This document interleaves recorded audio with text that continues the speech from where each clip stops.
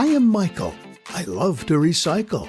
I do it with my bicycle. I do it from my tricycle. I do it in the summertime, or even when there's an icicle. I place it all in a special bin. Plastic bottles, glass, and paper, again and again. Keep them together, rinsed and cleaned, but no plastic bags, please, or you'll damage the machines. So join me and your neighbors. Recycling's no chore. Check out the new website to find out some more. Hi, my name is Justine Greenwald, host of Real Cleveland, and on today's episode of Real Cleveland, we are here today with Cornell Calhoun III, who is the Arts and Culture Coordinator for the Honorable Mayor Frank Jackson of the City of Cleveland. He's also an award-winning playwright and an actor.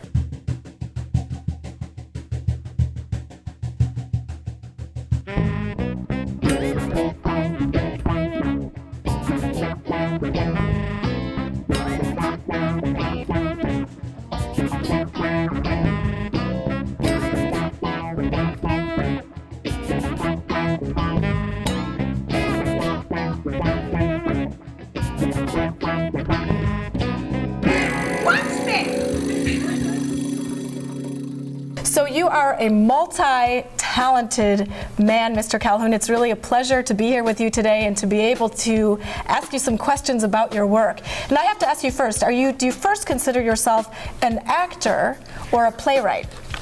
I first consider myself as a director, then a playwright, and then an actor. Okay, so as you were growing up, and you were wondering what you want to do. You were obviously always a creative person. What was the drive to get to such a creative field? Well, actually, I never thought about being an actor. It happened when I was an undergrad at Talladega College. I was a basketball player, captain of the basketball team, and I had to go to a play. The play actually was Blue Denim, and I didn't want to go, so I told my professor that I wanted to, blow it off, and she said, well, you can, but if you do, you get an F. So I didn't have a choice. I had to go to the play, and I went to the play, and I was just awestruck, and I told myself that the next time they did a play, I wanted to be on stage as opposed to being in the seats. So I went to the director, Shredrick Lyons, and I told him that I wanted to perform, and he laughed because he said, you're a basketball player, you don't want to be an actor? I said, I do. So the next time when they had a production, which turned out to be Harvey by Mary Chase, he called me. He said, do you still want to audition? And I said, yes. So I went to the audition, he gave me the script, but the play was a comedy, and I wanted to do drama. So then I had to think if I really wanted to do the show, but I decided to go on and do it, and I performed. The play was a tremendous success, and then finally as a senior, the director gave me an opportunity to write my own play, which was called The Chocolate Garden, and so Talladega College Little Theater produced The Chocolate Garden my senior year, and that was very well received. Came home to Cleveland and did some acting with Dr. Ruben Silver at Cleveland State, and I just started to write more. And then from there, I just started writing, producing, and the rest is history. So it started with the first play, Blue Denim. Mm-hmm. Could you tell me, I'm just curious to know, because it must have been a very moving play. Could you give me a brief synopsis of what Blue Denim was? Sure, the play was about a young guy who gets his girlfriend pregnant, and then all the ramifications behind it in terms of his family, her family, his friends, her friends. And the play was so moving that it made me cry actually, and I was kind of embarrassed. Basketball star crying on stage, crying in the audience, but and that was the idea. I wanted to make people cry because the whole idea, I don't want to be crying, I want to have you crying. So, but little did I know that the next production was not a drama; it was a comedy. But I went on to do it anyway. So something that I find very interesting is that you are going into something new as a basketball player. You're going into something that is completely out of your realm of your comfortable area, and you had the confidence and the will to continue to do it. And I think there are a lot of people out there that might be interested in doing something like what you're doing, something that's more creative, and they feel sort of stuck in what they're doing. Maybe that's a desk job, maybe that's something else. How would you advise people to just find the confidence and to follow what your passion is? Well, I think in some instances, it was always inside.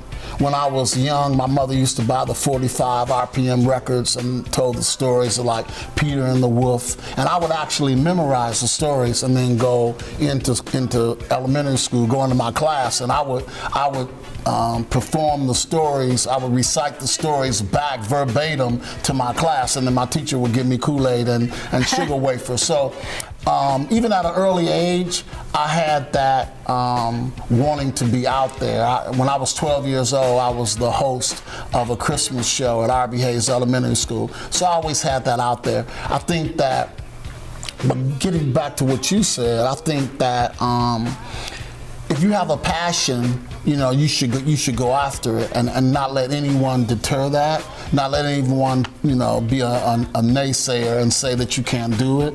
I mean, I believe you can do anything you want to do, but you have to believe it, and then you have to have confidence to go out there and do it. That brings me to one of my former students at Glenville High School, Lauren Nicole Sturdivant, who's also an actor, who was in the Mighty Scarabs. I conned her into theater. When she was in the 11th grade, we had a poetry class, and I needed her to play a role in the play All My Flowers, and she told me she couldn't do it. So I just had her read the role every day, and then finally, about 3 days before we did the production, she came up to me and she said, Coach Calhoun, I'm in this play, right? Yeah, you're in this play. And then the rest is history. She's been performing and directing ever since then. And she even says, she never thought she could do that. But, you have to have somebody behind you, just like I had the Dr. Rubin and Dorothy Silver behind me, They were great mentors for me. So I try to be a mentor to other young actors and actresses who are coming up.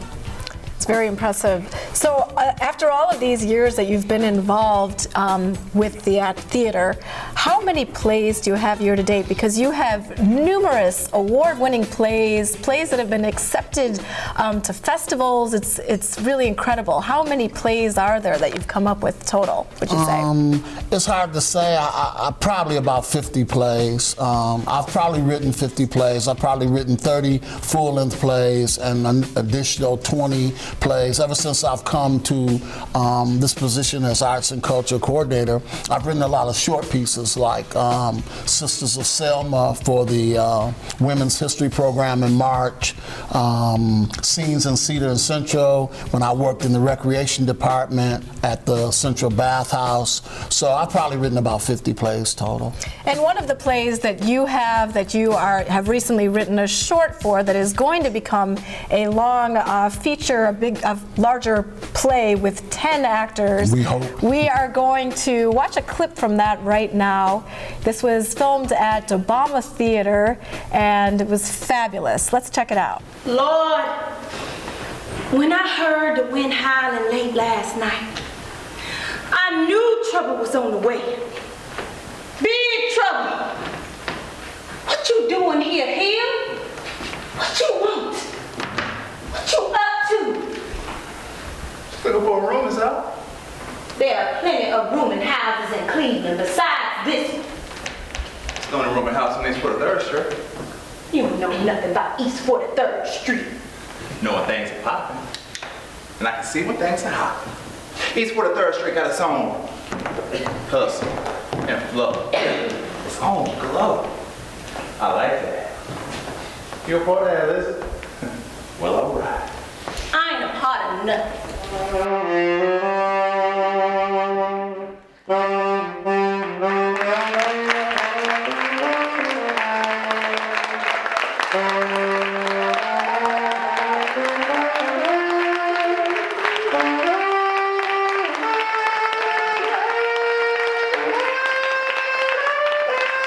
Vivian Pearl, you are the sax player. Hi! For all of Cornell's performances, which are amazing. It really adds quite a bit to the performances. When did you start doing this and working with Cornell?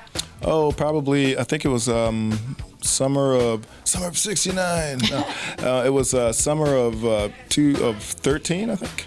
Yeah, I think 13, yeah. Okay, so you've been doing this for almost 2 years now, but you've been a sax player 14, for much longer than that. Yeah. Can you tell me a little bit about your musical background? You did write the theme song to Real Cleveland, I'm very proud to say. And love it. And tell me a little bit about your background and when you first started getting involved in music. Sure. Okay. I was 4 years old. My last name is Pearl, as you heard already. We had a gospel group called the Pearl Tones. We were like the Jackson 5 of gospel, without all the money and without all the pop. but yeah. But we had the afros. So that was fun. So my mother, she's a pianist, and she actually would basically carry us she'd play piano all the way to term, basically. So we were all in there grooving and becoming musicians before we were even born.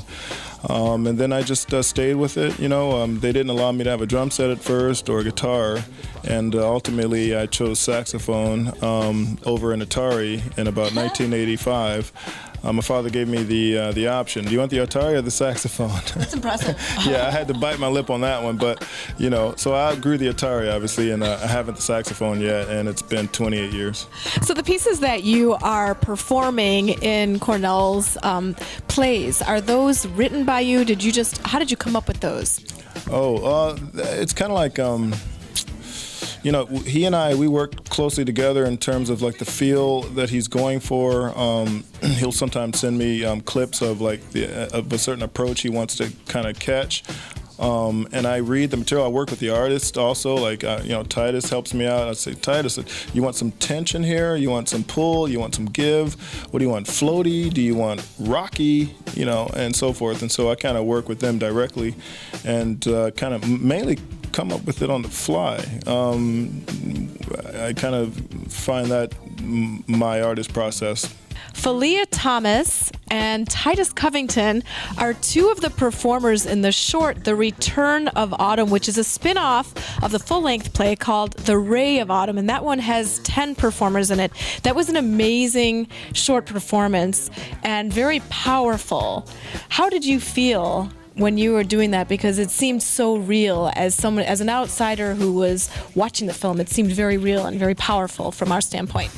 Well, I felt like a independent, strong, entrepreneuring woman, and I guess I just channeled, deaths I experienced, because it is about my dead ex-husband, I believe. So, I just channeled what I could, and so I kind of felt intense feeling, because I was really nervous before I went on stage for some reason. Are you able to use those nerves? And some people say, I could use my nerves in a positive way. Are you able to do that? Absolutely. You have to. As a performer, you have no choice. You better learn how to do that. And Titus, how did you get to the point where you were very believable as well, as someone who is really trying to scroll your way into this establishment? Well, I personally had a little small struggle myself, trying to figure out how to be a villain and someone that the audience might like. So that was a struggle there, but hopefully I did a good job in trying to finagle my way back in Miss Elizabeth Delacroix's life, and hopefully the hearts of those that seen the scene also. I had fun doing it, trying to critique the player itself under the study of Mr. Calhoun. He's real extraordinary, I like to say, when it comes to directing. He is extraordinary, definitely is. And we are really excited to see the full-length play and many other plays that he has been producing and writing. So was there a process that you went through, Titus, in order to prepare for the role? As in, like, did you picture yourself in a certain way, or did you have to, was there a time period that you gave before you went on stage to think about something in particular? Well, my wife can contest to this. became Blue Hill. I guess I'm called a method actor. So at the house, I'm Blue Hill. At work, I'm Blue Hill. So I have to do some apologizing to some of my coworkers. But so mainly what I do is I try to dive myself into the character fully and create something every time I go to rehearse, something new, try something else. Probably I'll slide in this way, or probably I'll turn and spin this way. So pretty much no sleep until the play's over. Gotcha. So Falia, and you are also a seasoned actress. Have you worked with Cornell in the past on other projects? I believe you have. Can you tell us a little bit about him? Yes, I had the pleasure of being on stage with him at Joe Turner's Come and Gone at the Calhoun House, and we've been like glue ever since. I mean, he and then we just did at the Mocha. We did a kind of short skit with Titus again and one other young actress, Mia Jones, and that was pretty cool. And Cornell wrote that one, so it's fun to be with a director that's an actor and a writer and all the above, because it's kind of cool, just the whole entire process so raw like that, I guess.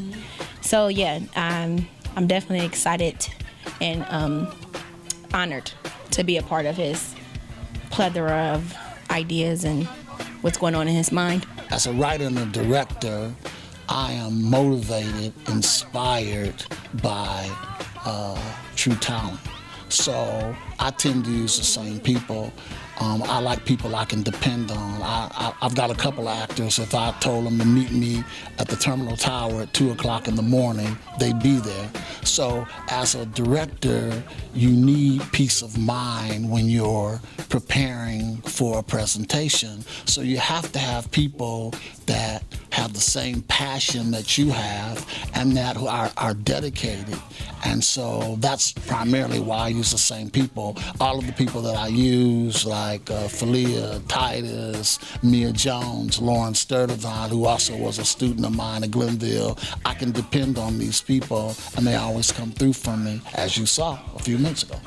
So that is something, there's a lesson to be learned for those people who are aspiring to be a part of really anything. You have to not only have the talent to do it, you also have to be dependable, reliable, and have that passion there. The College Now Resource Center is here to help adult learners and traditional students achieve their educational goals. 65% of open jobs in Ohio require higher education, but only 39% of adults have at least an associate's degree. I knew what I wanted to do, but I didn't know how to get there. College Now opened so many doors for me and helped me through the process. College Now provides free counseling on college planning, career training, financial aid, and student loan consolidation. It's never too late to take control of your future. So stop into the College Now Resource Center today. Welcome back to Real Cleveland. Some very powerful performances written and directed by Cornell Calhoun III. So let me ask you this, Mr. Calhoun, you have written numerous plays that have been accepted into a lot of different festivals, very impressive festivals like the Bay Area Festival that you just recently got accepted to, that's going to be, you'll be a part of this summer. How many festivals would you say you submit to on an annual basis? I usually submit about 10, 12 plays a year to various festivals, various theaters. This was a groundbreaking year. Not only did I have the world premiere of The Mighty Scarabs, an East Tech story at Calhoun House, directed by Christopher Johnston, but as you said, my play Laurel, that I wrote actually for my mentor Dorothy Silver and I to perform, was accepted as a finalist at the Playwrights Foundation in San Francisco, California. And then just 2 weeks ago, I got a call from the Black DC Festival, and my play Juba was selected. And it was funny because when they called, I thought I had sent Laurel to the DC Black Festival too, because when the guy called, he said, "I just want to congratulate you on your play Juba, Alabama, being accepted in the festival." And I was like, Juba, Alabama? So then he thought he had the wrong guy, the wrong playwright. And I said, well, that's my play, but I thought I actually had sent Laurel to that theater too. So it's been a great year. I opened with playing Seth Holly and Joe Turner's Come and Gone by August Wilson, directed by Terrence Spivey at the Caramoo House. So I had a great year. Can't You really complain. did. So as far as your ideas for your plays, how do you come up with your ideas? Because you also have a very meaningful sort of a reason behind a lot of these and an inspiring idea. How do you come up with the ideas for your plays?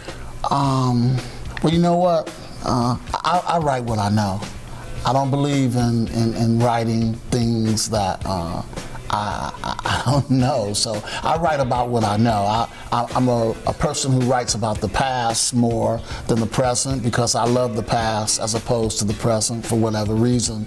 So I write about the 60s and growing up and the migration of black people from the South to the North. I write about family. I had a great family life. Even though we were poor, I had wonderful parents and siblings, and so I write about what I've experienced in Cleveland, Ohio, and I write about people who have impacted me, like the late Troy Lee James, who was a state legislator for 36 years in the state of Ohio. He ran a corner store, Troy's Food Market on East 43rd and Cedar, where I grew up and where I worked, and so I write about things that I know primarily. What was it about this man, for instance, that inspired you? Troy, like in the play, he's documented in the play The Mighty Scarabs. Troy ran a grocery store, but he was a person who was always there for anyone in his community. If you had a problem, like in the play, if you had a problem, go see Troy. Troy would solve them. And he got to be so influential in the community that he decided to run for state representative. And in 1966, when I was still in high school, I can remember putting up Troy Lee James posters in our neighborhood, and then he went on to be in the state legislature for 36 years. He was a man who gave of himself. He was a man who always put others first. And he was somebody that I emulated and that I looked up to. And so in at least 10, 12 of my plays, I mentioned Troy Lee James because he had an impact on my life. And in a lot of ways, I have the power to keep people's memory alive, because no matter where this play goes, Troy's impact will be felt when people see or read the play. So from what I have seen from you, you are inspired by interesting people and from history and from music, because you had Davidian Pearl is a musician that you often use. And is there any other inspiration that you draw from? I draw inspiration from my talented actors. They're actors that I use all the time. I'm inspired by my former students who are acting now, like Titus Covington, Lauren Nicole Sturdivant. I have others who have left Cleveland, but who I'm still trying to get to come back to Cleveland to act, like A.J. Hill-Yan and Willie Johnson, who's still in Cleveland, Lucky Dickerson. So I'm inspired by talent, like Thalia Thomas and Titus Covington that you saw in the clip of The Return of Autumn. When I meet someone like that, like Mia Jones, another one of my actresses, then they give me the inspiration then to go and create for them, What are your hopes for the future? You have Broadway aspirations? I have tremendous Broadway aspirations.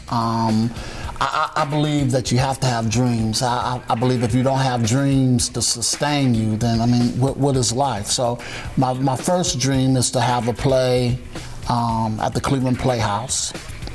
Second would be to have a play at a regional theater like the Goodman Theater in Chicago.